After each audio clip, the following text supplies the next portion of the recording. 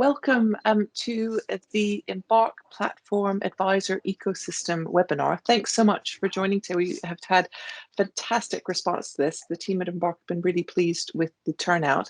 My name is Heather Hopkins and I am your host today. If you do have questions as we go through the event, you can put them in the chat and then I'll get to as many of those as I can at the end.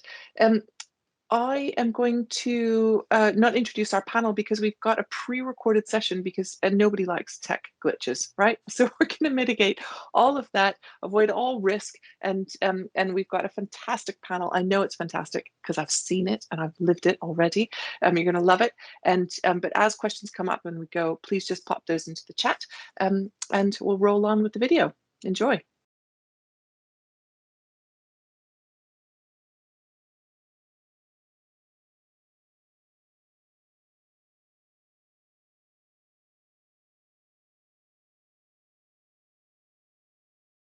Hi, and welcome to this Advisor Firm Ecosystem of 2025 webinar, kindly hosted by the Embark platform.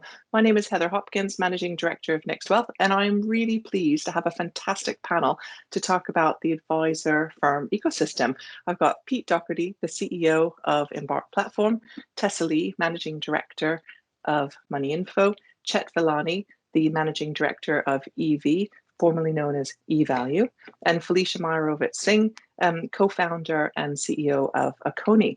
Welcome. I'm going to ask each of our panelists to introduce themselves and provide a 1 minute or less description of what does an API mean to you. And I'm really looking forward to finding out what an API means. So Tessa, if I could start with you, please. Yeah, hi, hello everybody. My name is Tess Lee from MoneyInfo.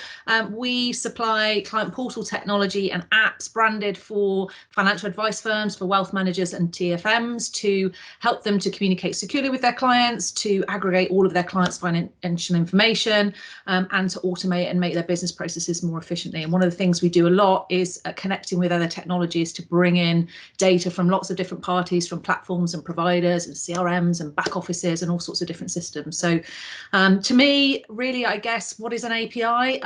In simple terms, it's just a way to let products and services communicate with each other. I guess it's effectively like a contract between two different systems that allows you to share information. It makes us all more open as systems, and it allows businesses, most importantly, to pick and choose the systems and services and tools that they want to use that fit for their business. It opens up access to things whilst maintaining a good security model and control over that information.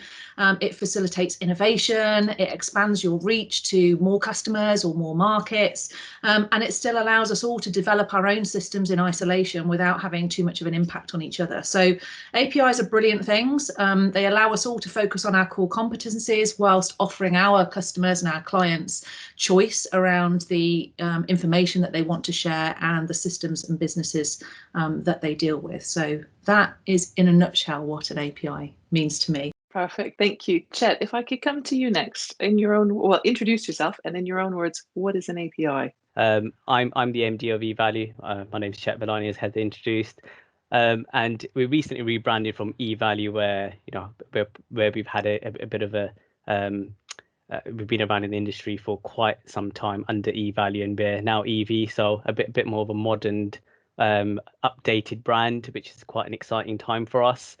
From a business perspective, we support a range of financial institutions across asset managers, advisor groups, networks, some of the product providers and platforms, to building societies, banks, but also we support other tech providers in supporting their solutions to market. So in terms of what an API means to me, I think Tessa's probably covered it. I'm not sure how I beat that as a response, to be honest with you, Tessa. But I mean, from my perspective, APIs have been around for donkey's years. It's nothing new. And in some ways, it might be a little bit more helpful to understand or use an example of how they're used in real life. And perhaps we can think of an integration between a tool provider, a software provider, and a CRM system. So historically, pre-API, pre-integration, you might have manually had to go and suck that data out of the CRM system, use it in a tool, populate it, and any changes you make, you go back into the CRM system and update it later. An API in theory, or that integration process, allows you to just at the click of a button, hopefully have a two-way integration so you can pull that data through and pass it back. So in theory, what you should get from APIs is a way to remove some of those manual processes, make things far more automated, which should in turn reduce errors and increase speed of the process and increase the speed of the advice process. But I think the other benefit as well, and I think Tessa, you touched on it, it gives you flexibility because it opens up a range of services that you can go and look to as well. So you're not stuck in a certain process. So that's the other benefit as well. Great, thank you, Chet. Fee, if I could come to you next, if you could introduce yourself and what does an API mean to you? I'm Felicia, the CEO of Aconi. Aconi is a cash marketplace. We provide cash as a service to advisors, wealth managers, and to platforms. We are an API first company because we believe that clients want to be able to access data about all of their assets within one ecosystem, such as an Embark ecosystem, as an example. So from our perspective, cash has been historically a neglected asset. And part of the reason is because there was so much friction to open an account. It's just really simple. Why has cash not been managed the way other investment assets have? And it is all around that friction. And an API overcomes that friction. Obviously, an API together with a highly regulated structure overcomes that friction, but it enables us to use data which already belongs to advisors or to their clients, or advisors have permission to access that data from clients in an entirely seamless way. In a way, you'd almost imagine like, well, it's my banking data. Why can't I share it with someone? But historically, that has not been possible. And in our world, if we just take API, which is an open banking API, now clients can share that data. And that means something like an anti-money laundering check can be massively speeded up. It also means that actually clients, if they want to, can share all of their data with a platform like Embark or Aconi, and their advisor can personalize the recommendations and say, well, we see you've got this much cash, we know this about your expenses, and all of those prompts then can go to the relevant financial products, whether they are cash savings or investment products. So for us, the number one key point is around the impact on the client and the advisor. That single point of data consent is enabled through APIs. Then the second, again, for me, is around clients and advisors, is the holistic view of all of your financial assets. Because really, that's where we're going. All that data belongs to the client and is mandated for recommendations, from an advisor. So utilizing what's currently becoming, very public in the market. Many advisors have already obviously heard of open banking, but it's now moved towards something called open finance, where that covers a whole range of other assets, whether that includes property, and you can get APIs from the land registry, as an example. And the third point, which I think for me is worth noting around APIs, is it creates more collaboration. So just in practice, we have a number of specialists just on this call, and we each have like highly specialized areas unique to ourselves, which have a different impact on the wealth sector, on advisors, on wealth managers, on clients. And now suddenly we can all work together. Thank you. So just before I come to you, Pete, because you're in the unlucky position of going last, and what the heck do you add to all that, right? Because that was pretty comprehensive. But what I've noted, and I'm sure I missed loads, but I thought, Chet, your point about it's nothing new. This isn't something that's new. This has been around for donkey's years, right? I really liked what you said, Tess, about a contract between two systems. It's a way to let products and services communicate. If you use the word seamless as a way to do that seamlessly. Some of the benefits I heard: remove manual processes, reduce errors, provide a holistic view of wealth, allow for better collaboration between different players in the industry. And then there were some applications mentioned, and there was lots more than I've captured here, but an AML check, back office integration, being able to have that full picture. We talked about holistic view, but these specific examples around banking data, land registry data. So Pete, can you give us a view of how does this apply to the platform? And And what else do you have to add to that? Is amazing definition of an API. No, that was really helpful context. It makes my slot a bit easier, I suspect. So just by way of introduction, so I'm Peter Docherty. I'm the CEO of Embark Platform. I've been with Embark for 14 months. Prior to that, I was the CEO of Alliance Trust Savings. In terms of what Embark Platform does, what we exist to achieve, we are the institutional aspect of the Embark Group in terms of the platform space. We have a number of relationships with large advisors, but we also have white label opportunities that we offer to clients as well, which is, funnily enough, powered by a number of APIs. I think from taking the summary of what the guests have said on this call, it pretty much explains how we operate in practice. Ultimately, what does an API, how does it benefit Embark Platform?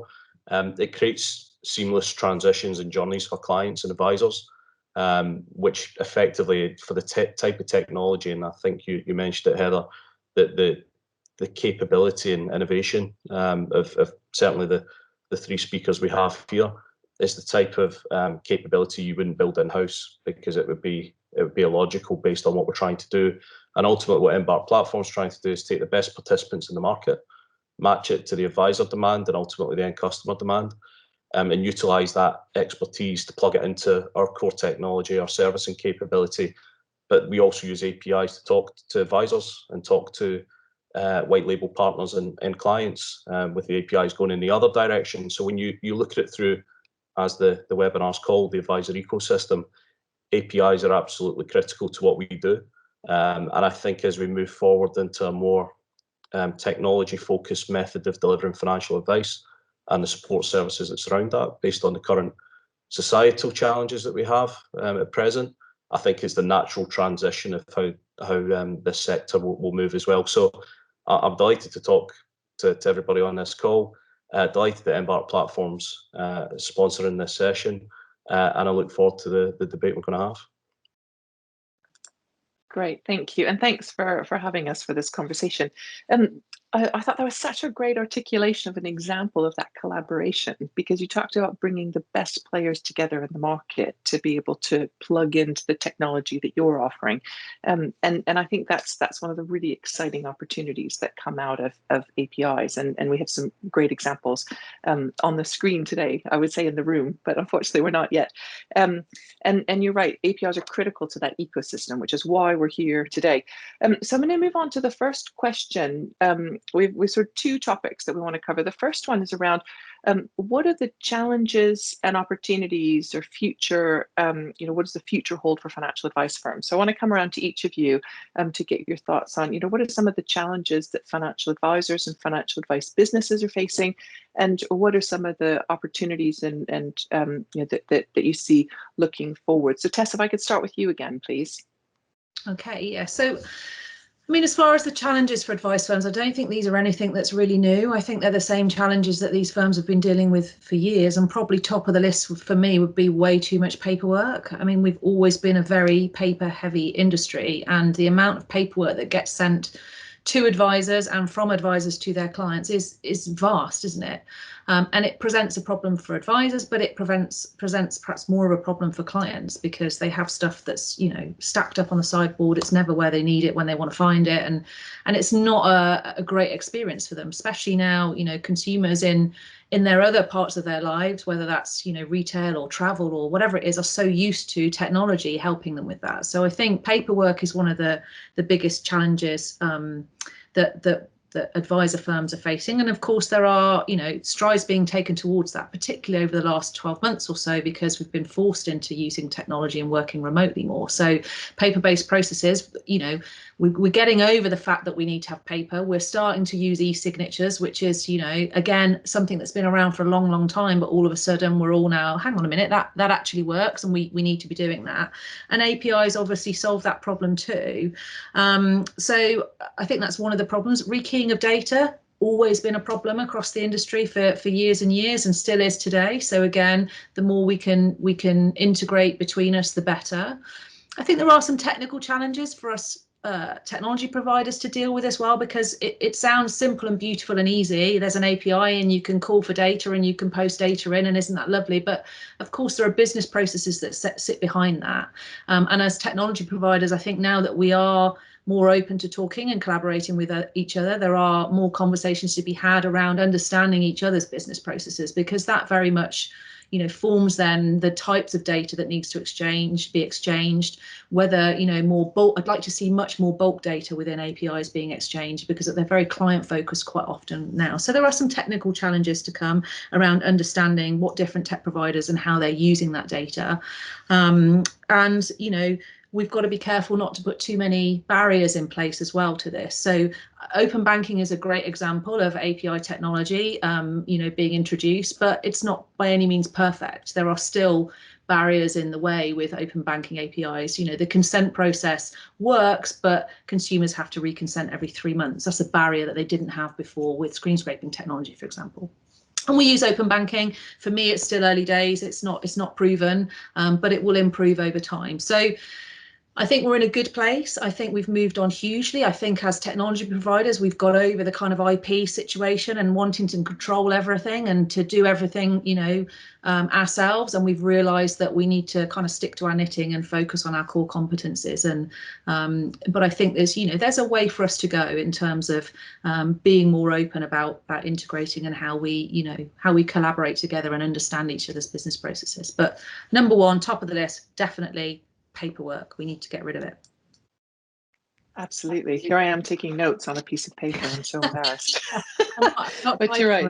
I'm not going to pick my pen now, because I'll be, but that, there's a huge opportunity with that as well, isn't there? And we've seen the opportunities that, e-signature integrations are opening up for advisors. And, one of the things we do at Money Info is we automate delivery of reports and documentation, and we allow people to get rid of paperwork because we're giving them that kind of peace of mind and securing all of their communication. So with challenge always comes opportunity and innovation, doesn't it? It makes us look at problems and innovate. So, it's not all bad. There's some really good stuff that's happening across the industry right now.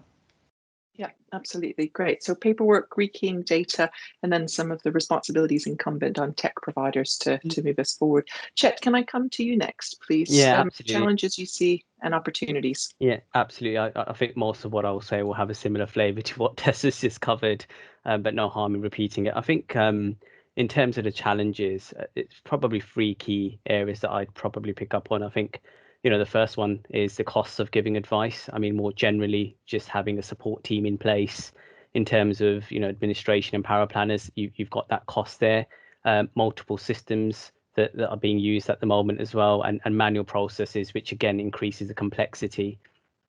You've got the kind of PI premium side and the FSCS levies as well, which have tended to increase over the last few years, and more so for particular areas of advice, especially around DB transfers, for example. So that's really kind of pushed or required a need for an improvement in efficiencies. And I think what we've seen in the industry is a combining of businesses together to kind of try and gain some of those economies of scale, which has been successful for some. I think we have seen a use of a tech already, and that's kind of been key. And the point that Tessa made, coronavirus has kind of forced the adoption of tech, which perhaps otherwise would have taken us, I'm not sure if we ever would have, to be honest with you. We've been set in a particular way. And I think the other benefit from a cost perspective, actually, the use of tech has allowed us to reduce travel costs as well, actually. Myself, even from a business perspective, I was traveling a few hours a day before, and now that time's back. You're saving the fuel, but you're saving the time as well. So there's actually some silver linings of the coronavirus in reducing costs. I mean, the second area is probably the risks associated with advice as well. And you've obviously got the compliance and regulatory risks. The FCA seem to be taking a much more of a closer look when it comes to conduct of business in particular areas, again, as we know, but also around accumulation of retirement income planning. But the other side, which is also important, is a reputational risk. And therefore brand now is more important than ever, especially with social media and the sharing of information. So I think risk is another key a key challenge for a lot of the businesses. And I think the third one that I wanted to pick up, I'm not sure if it's necessarily a risk for advisors per se, but it's probably a challenge around advice in general. So I think we can all accept that there's more individuals who need support with advice. I think moving forward, post-pension freedoms, we've got more individuals perhaps with smaller pots, especially around retirement. Guidance isn't sufficient for them. They can't quite go and get face-to-face advice due to costs, and there's a gap to fill there. And what we've seen recently is that challenge try to be filled almost, or to be supported by digital advice or automated robot advice, whatever you want to call it. And that's the solution that's been seen moving forwards, and that's going to take a bit of time. It's not straightforward. You need to have the right integrations and the right APIs and systems in place to fully digitize that process. But I think what's going to be important is how that sits alongside face-to-face advice, if you do think about digital advice moving forwards. So I think those are probably the three challenges that spring to mind for me. In terms of what the future holds, there's no doubt there's going to be changes over the coming years, but with changes, it brings opportunities.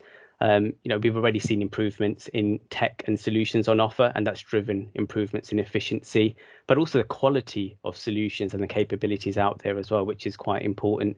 We've seen an influx of fintech type of businesses supporting advice and financial planning in general. And we've got more solution providers or tech providers now than ever before. And actually, tech is quite sexy in terms of an investment perspective. We've seen it over the last 12 months, and it's not going to die down. It's going to continue. So we can continue to expect to see improvements on tech and solutions on offer. And I think, from an advisor perspective, at least, there's going to be a greater focus on the relationship management piece. And I think that's a really important point. There's potentially more of a need to support in particular areas, and again, at retirement, in retirement, where you kind of need that ongoing management piece. It's not just giving advice and stepping away. You've got to come back and take a look. Circumstances change, economies can crash. So being able to have that relationship with a customer to help them understand, what they're going through is okay, and providing that support is going to be key to kind of manage expectations. And again, I've mentioned it, but digital advice, it's coming. From an EV perspective, we've seen so many in the industry talking about how they adopt it with existing guidance and advisor channels. So it's definitely coming. But what we can't do is replace the face-to-face advice type of piece. So what we've got to work out is how that fits together and how it ties together. And the final one is just a general increase in market opportunity. And again, I go back to COVID. In some ways, it's presented us with an opportunity across many industries, but especially in financial services. And we've seen tech being adopted. We mentioned e-signatures as an example. Would we have seen that shift otherwise? Probably not. Why would you not just continue the way things have been? So I think there's, real gains in terms of efficiency and reduction in manual processes from the use of tech. I think the other benefit actually is that from an advisor perspective, now that you don't necessarily have to see your customers or your clients face to face, it potentially opens you up to access to a broader market as well, and that's another interesting point. So I think the expectations of individuals have changed as well. So hopefully, actually, there's a positive there that you can go broader than your local geographical location as well. So yeah, there's lots to look forward to, I think, from a future perspective, and lots of opportunities coming our way. Perfect, thank you. What you said about relationship was so important, because we tend to talk about technology a lot, but also technology can enable people to have those deeper relationships with their customers. And it's one of the most important differentiators for financial advisors from some of the digital propositions. I thought that was really, really important to raise that. Thank you. Ife, if I could come to you next, challenges and opportunities. Thanks, Heather. And obviously preceded by very comprehensive challenges and opportunities by Chet and Tessa. Much appreciated. So I'll just touch on a few which reinforce a little bit of what they are both saying. So for us, one of the things that we see with advisors, because we are an additional asset class which has been neglected historically, is that proving value.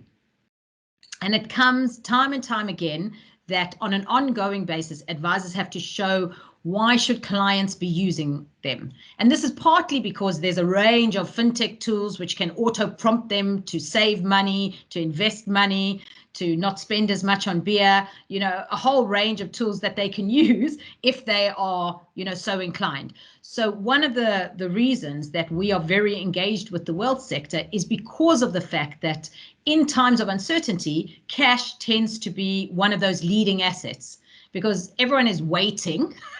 They're waiting to see what they feel like, that magic moment to make a decision to go into the market or to go into property or another asset. And while they're waiting, they, you know, are holding cash. And during that period, historically, they were earning nothing on the cash. And this was pre-COVID. So now this type of environment where suddenly everything, like Chet is saying, is digital, just as a broader market opportunity, everything is digital. So you need to be able to offer that added value for an additional asset. And that in turn leads into more what you can do as that shows value. And that also comes to reflecting in the fees. So actually most of the advisors who we deal with, they don't even want to take any fee from a client for the cash, because they see it as a gateway asset that will lead in turn to other related investment decisions. Obviously, we still do have advisors who we work with who have some sort of earnings around it, but we're seeing more and more of a trend that they just want to add value to their clients' lives because it's a low margin product. So that's one component that we see repetitively. Then the other is around future solutions around intergenerational wealth. This obviously tends to apply for, you know, the high net worth side or ultra high net worth as well, and is very pronounced because we're seeing this big shift in wealth that's underway. And it leads into the same links into how do we service the youth? Because if you have a solution around intergenerational wealth, that means you have to have digital tools for that younger generation. And the younger generation may not want to interact in the same way, you know, as a white glove type proposition presents itself. And again, that comes back to both what Chet and Tess have already said, is having a wide range of tools that they can also access. And that also links to ensuring advisors can provide solutions for new business. And obviously, like you mentioned, Pete, the white label solutions that Embark provides, for me, touch on that whole area, because those types of platforms provide the retail market with a wide range of very youth-oriented decision-making tools. And we think there's going to be more and more of these tools where, you know, we're all going to be prompted around how much money are we spending on Amazon this week and what else we should be doing with our funds. Another key aspect of that is something which, Chet, I think you mentioned, the at-retirement, post-retirement tools, which we haven't seen much of yet. And we think that all the solutions in the financial advisor market are going to start to grow or mature into offering decumulation solutions. You know, for instance, and this is really simple on the cash side, one of the things that we offer or that we've seen is like a decumulation card. So, you know, dear Bob or dear Joe, you paid all your bills this month. You've got X amount, you can take the grandkids out for dinner or have a massive family holiday in post-COVID times. So that is all prompted by really simple tools around open banking and open finance. And we don't even understand why has that not happened, where a client wants to hold cash and just needs some sort of tool, an Embark card perhaps, or whatever it may be, to help them along that journey. Everything is available, you know, even our platform provides that kind of solution and that can service that market.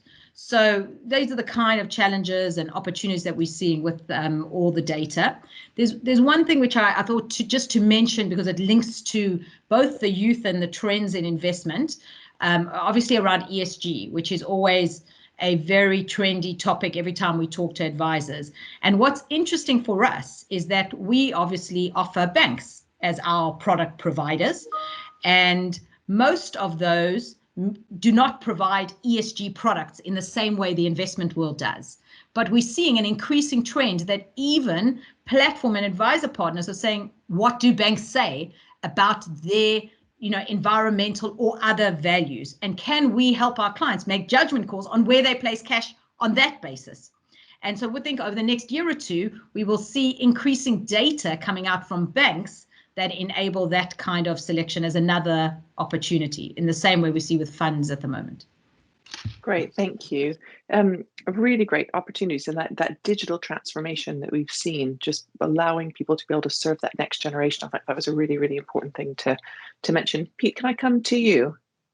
Yeah, absolutely. So I think we've had a pretty comprehensive overview of some of the challenges we've got, but to be honest, it's probably, if you take those challenges and translate them into the opportunities that naturally flow from it, I would hope that's where the Embark platform opportunity comes as well. But just kind of take this back as well to the purpose of the session as well, which is, what does the advisor ecosystem look like in 2025?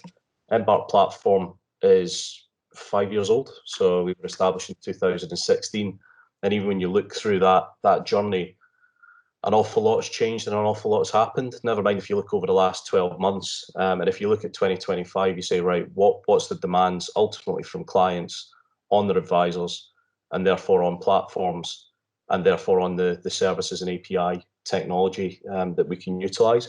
And ultimately, the DNA, if you like, of Embark platform was high levels of automation.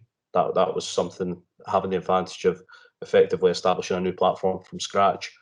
You've got a vision of what you're trying to achieve, and as much as that has been, how can we avoid those touch points of manual intervention, and that's benefited us through this current situation. I also wrote down notes on a piece of paper, Heather, and then I got self-conscious and wrote it on my laptop instead. So I'm progressing. I'm progressing alongside our 2025 ambition. In terms of what some of the challenges are, I've got a couple of thoughts just to add to what's been said. I won't repeat what the other speakers have covered. There's a question about demand, ultimately from advisors and then separately to clients, and then also about adoption. So where the demand piece may exist, how do we get into a position where we create a solution, whether it be proposition or operational for advisors and clients, that's attractive to the majority instead of the minority, because neither Embark platform or API developers necessarily want to do anything that involves huge amounts of effort for very little, if you like, impact, or drilling through that advisor base to make sure you get best value for the advisor, because ultimately it's got to be invested in. So there's that part about demand, and then secondly is the adoption piece, which is, once you've got it, how do you make best use of it? So there's some of the challenges, because all the stuff we're talking about is really exciting, but can also come with some concerns about how do I utilize that in practice. And actually, if we then reflect on what we just discussed about, look at the situation we find ourselves in terms of a technology-driven situation. My kids are downstairs doing Teams meetings at school, and they're 8 and 10 years old. They're going to come to the workplace in 15 years' time, or however long it takes them, and all this technology is already going to have been replaced. But even if they go on an internship when they're 17, they're going to know what they're doing, which is just beyond belief. If you stand back and think 12 months ago, it was YouTube, now it's Microsoft Teams. But anyway, I digress. So for me, I'm looking at it and thinking as well, how do we get consistency across the sector? Because one of the points that was made was data integrity and the ability for different platforms to interact with API providers like the guys on here and others, but also in the back office of the business where a lot of the noise. So I think we talk about how do we make the platform look like the swan on the lake, where the legs are going 10 to the dozen, but on the surface it's a perfect calm lake. And that's where we have to get some focus around how do we ensure throughout the sector that actually there's a consistency around data to inform that, for example, transfers process, if I use that, which is also a push from not only advisors but also regulators, etc. And then the key part for me is demographics, and I think it was mentioned, Felicia, you stole my thunder there, but to be fair, it was right at the end, so I wasn't too disappointed, which is, what do we do around demographics? So the reality is 2025, we're now 5 years along, the behavioural instincts, if you want to call it that, of savers and advisors is going to be different in 5 years' time, significantly different to what it was 5 years ago and what it is today. So how do we align to those expectations? And then certainly look beyond that. As I said about my kids, there's going to be an expectation now. This is going to have to be delivered in a format and a method that's consistent now with what people expect from a technology provision perspective.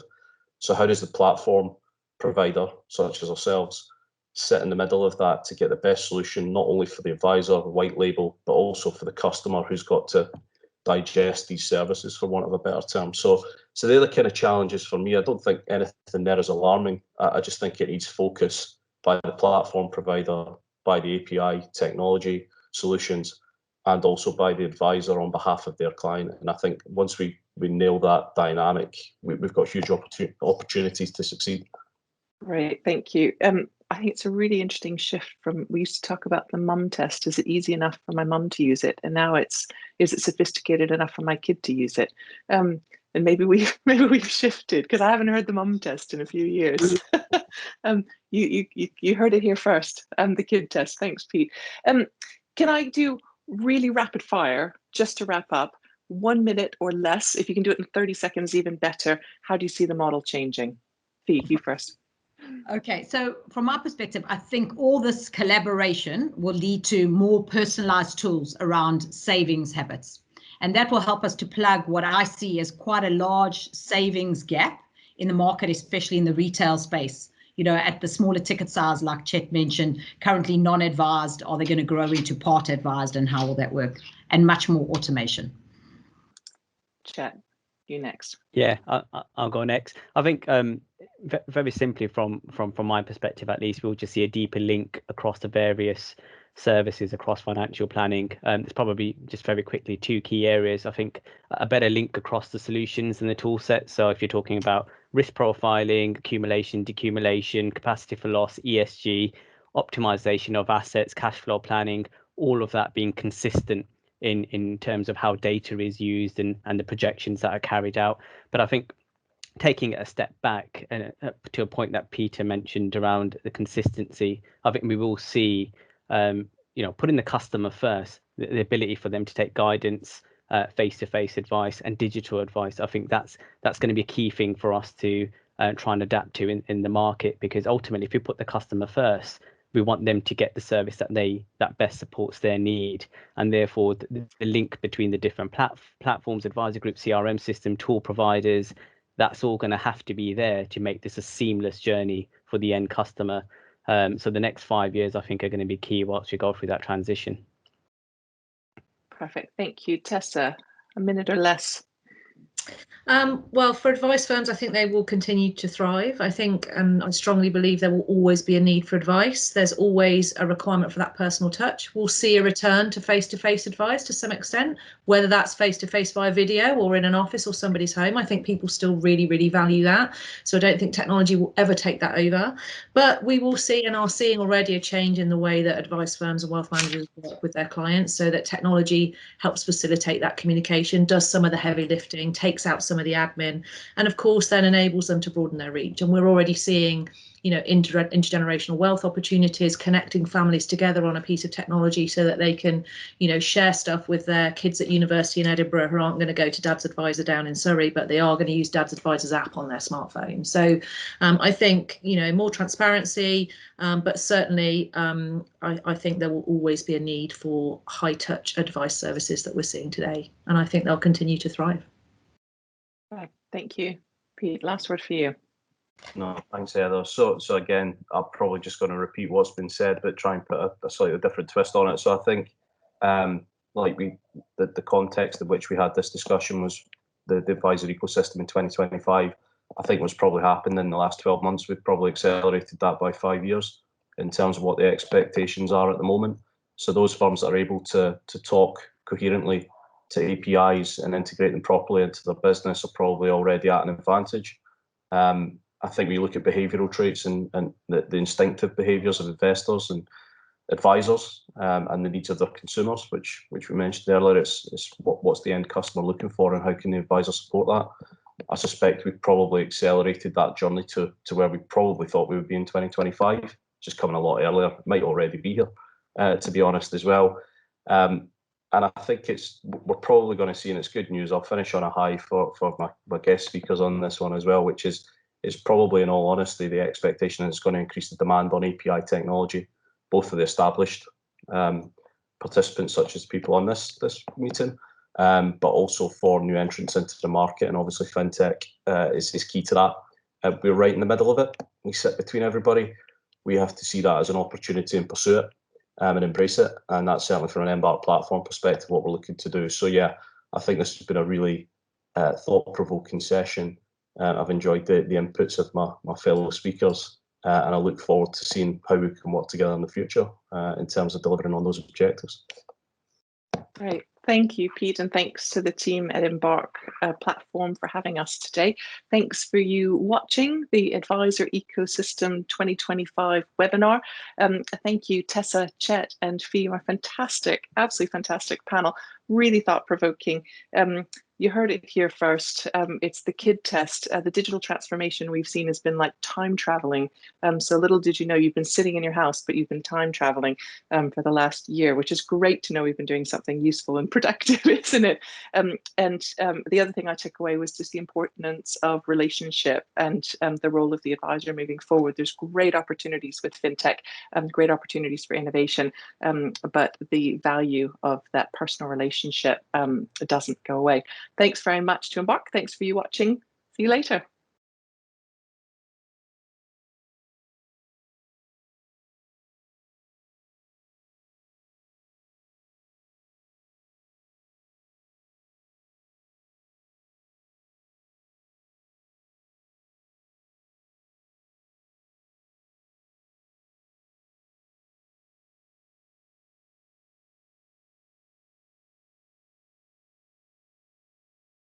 So we've covered a lot. We have about 10 minutes for questions. And look, if you're listening, you know how this works. If you don't ask a question, you get stuck with what I ask. So I'll start, but I will take your questions. So put them in the chat.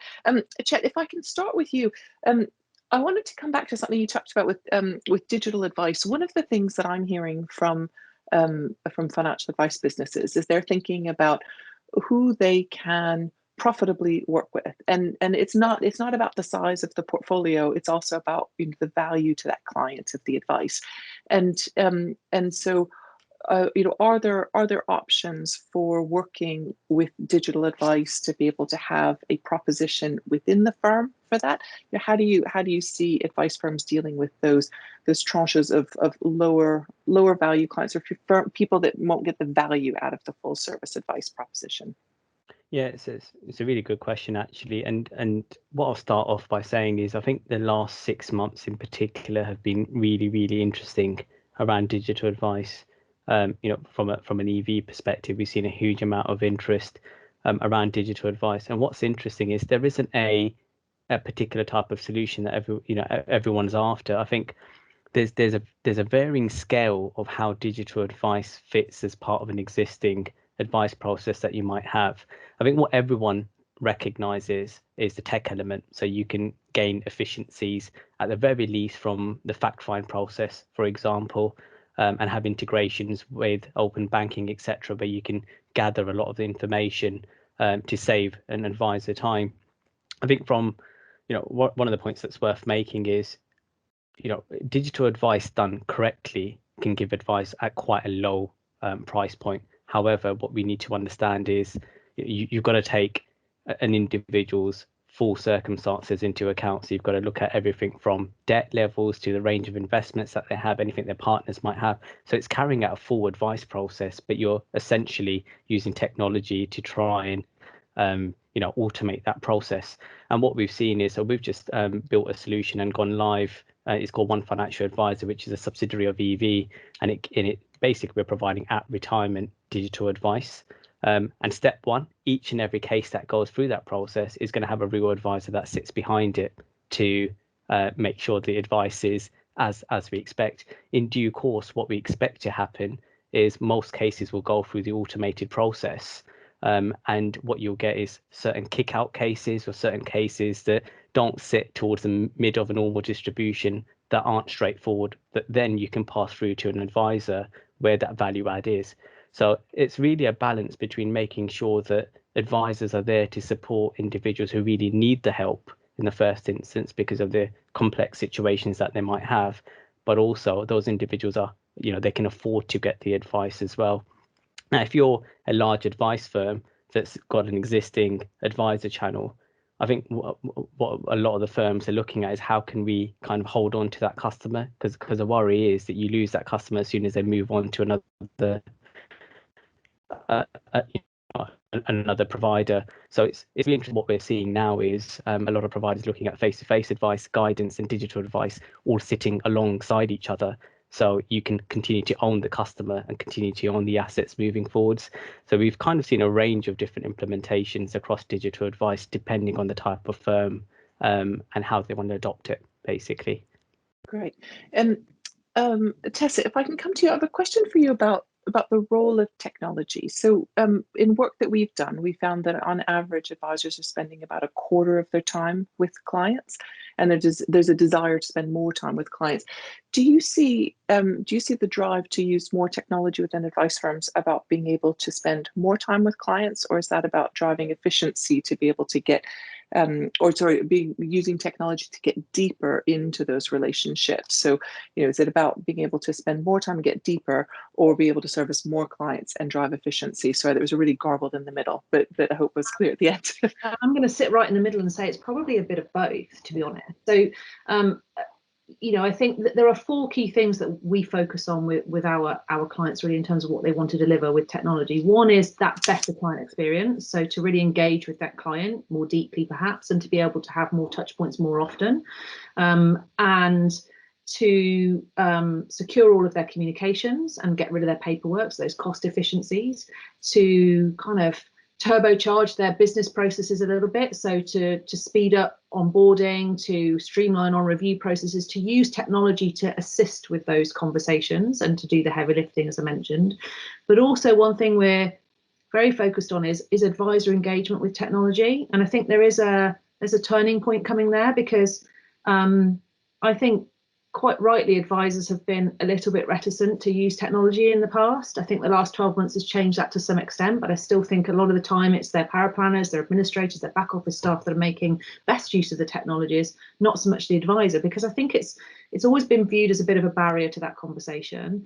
And also, I think it's fair to say that, a lot of firms have not had great experiences with implementing technologies in the past, or with technology projects. And I'm hoping we're starting to see that changing. Of course, what's happened in the last 12 months is we've all been forced to use technology more than we ever were. And that's advisors too. They've had to change the way that they interact with clients. And that's been, it was a big kind of jump off the cliff moment that had to happen. But of course, we're now very relaxed about it. So I think advisors are more open to engage with technology. And the more you can do, I think there's a realization that most advisors I know don't work 9 to 5 on a desktop computer and finish at the end of the day and that's it. They have real relationships with their clients, sometimes personal friendships with their clients, or long relationships that are going back 20 years or so. So if your client can send you a message on this, in the evening, and it's on the arm of the settee, there's a little picture of my dog, sorry there, on the arm of the settee, and you can effectively communicate with them as easy as you can on WhatsApp, which you don't really want to be using for your business because you need that secure, compliant audit trail of all your communications. If you can do that and make it that easy for advisors, I believe advisors should have the same convenience with app technology as their clients now have in all aspects of their lives, and now within financial advice as well. So I think that's a huge opportunity for advisors to support the great relationships they have already, and to service more clients more profitably. Of course, if technology is doing the heavy lifting, that's what it's all about, isn't it? So I think a little bit of both those things, if that answers the question, Heather. Yeah, great.